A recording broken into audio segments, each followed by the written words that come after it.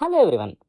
ఈరోజు స్టోరీ వచ్చి India's wedding king Ravi Modi, the man your story. Father జరిగిన ఒక ఫైట్ అది రవి మోడీని ఇండియాస్ వెడ్డింగ్ కింగ్గా మార్చింది.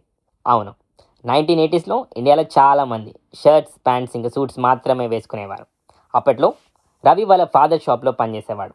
కానీ ఒకరోజు వాళ్ళ ఫాదర్తో జరిగిన ఒక చిన్న గొడవ అతని లైఫ్ని కంప్లీట్గా మార్చేసింది. 2000స్లో బాలీవుడ్ మూవీస్ వల్ల ఎథనిక్ డ్రెస్సెస్కి చాలా క్రేజ్ పెరిగింది. కానీ అప్పట్లో ఇండియాలో మంచి ఎథనిక్ బ్రాండ్స్ లేవు. అప్పుడు రవికి ఒక ఐడియా వస్తుంది, కుర్తాస్ని ప్రాపర్ బ్రాండ్ లాగా అమ్మితే ఇండియాలో చాలా డిమాండ్ అని గ్రోత్ ఉందని. ఈ ఐడియాని ఫస్ట్ వాళ్ళ ఫాదర్కి చెప్తాడు. కానీ వాళ్ళ ఫాదర్ దాన్ని రిజెక్ట్ చేస్తారు. దానివల్ల ఇద్దరి మధ్య ఒక చిన్న ఫైట్ జరిగింది. ఆ ఫైట్ రవిని ఒక బోల్డ్ స్టెప్ తీసుకునేలా చేస్తుంది. వాళ్ళ ఫాదర్ బిజినెస్ని వదిలేసి తన డ్రీమ్ కోసం 10,000 రూపీస్ లోన్తో తన ఓన్ బ్రాండ్ మాన్యవర్ని స్టార్ట్ చేస్తాడు. రవికి ఇంకొక ఐడియా వస్తుంది.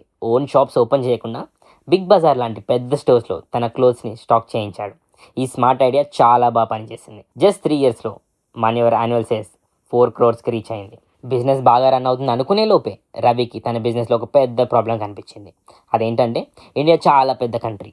ప్రతి 100 to 200 కిలోమీటర్స్కి టేస్ట్ అండ్ కల్చర్స్ మారుతాయి. దానివల్ల ఒక్క సిటీలో హిట్ అయ్యే ప్రోడక్ట్ ఇంకో సిటీలో ఫ్లాప్ అవుతుంది.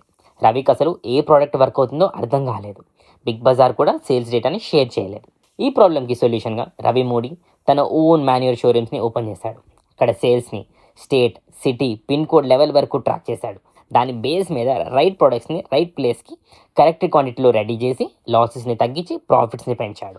ఇప్పుడు మాన్యువర్ 200+ సిటీస్లో 600+ స్టోర్స్ ఉన్నాయి. జస్ట్ 10,000 రూపీస్ లోన్తో స్టార్ట్ చేసి ఇప్పుడు 34,000 crores ఎంపైర్ని బిల్డ్ చేశాడు. Thank you.